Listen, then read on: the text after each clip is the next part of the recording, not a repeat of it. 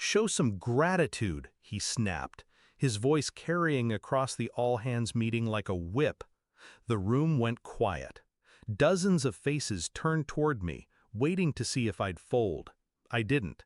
Instead, I clicked the remote and projected the retention chart onto the screen.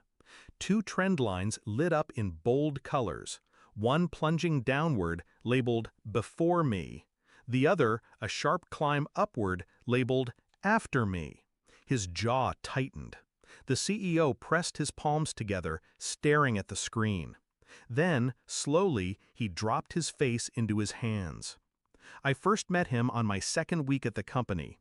He was the head of growth. Slick hair, expensive watch, the kind of smile that convinced you he'd been right about everything his entire life. He shook my hand too tightly, looked me up and down like he was measuring whether I'd be useful. "Stay out of the way," he said with a smirk. "Growth is my kingdom." I laughed then, naive enough to think it was a joke. I was hired to fix client retention. He had failed at it for years, but no one dared question him.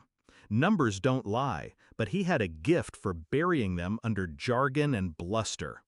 I didn't come here to dethrone anyone, I came to work.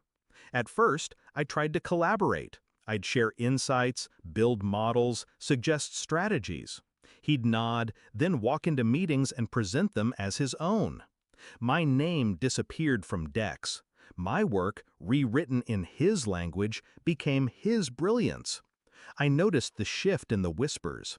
Executives praising him for the sudden improvements. Colleagues congratulating him in hallways.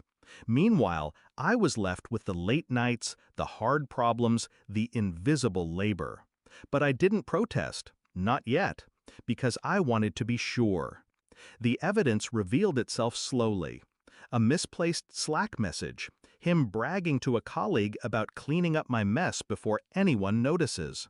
A forwarded email, stripped of my name but still containing my phrasing word for word. The final proof came in the form of a board memo he wasn't careful enough to hide. He'd written a glowing report about his strategy, his client management overhaul, his retention miracle.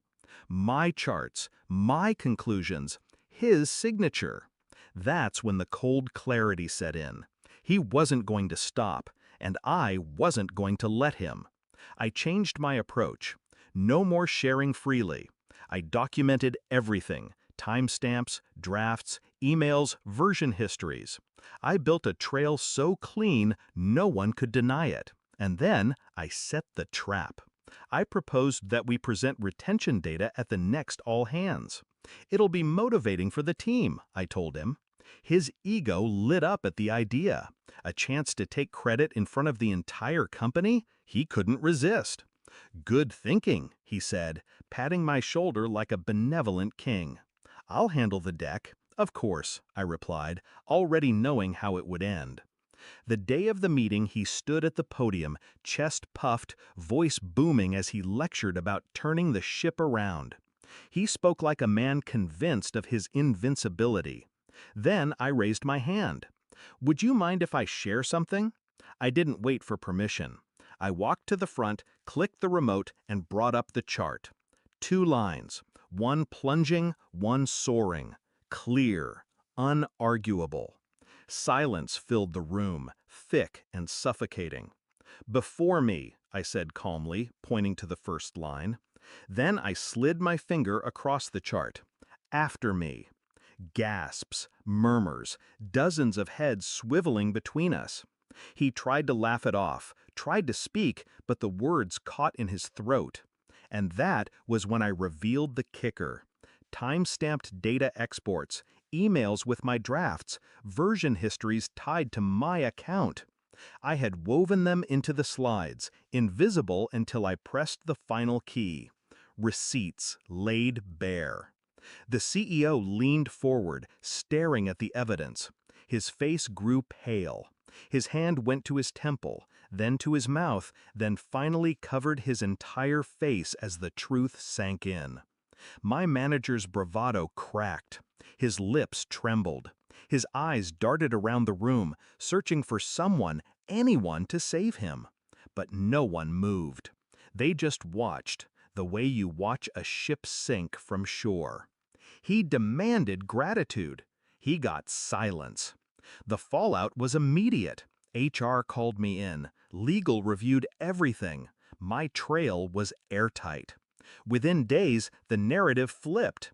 His name was stripped from reports. His title revoked. His office emptied. I was promoted. Not because I begged, not because I fought, but because the numbers made the case for me. Numbers and patience. When I think about that moment, the chart projected his face unraveling. I don't feel guilt. I feel justice. He thought volume was power. He thought ownership was just whoever spoke the loudest in the room. But in the end, it wasn't my voice that defeated him. It was the evidence.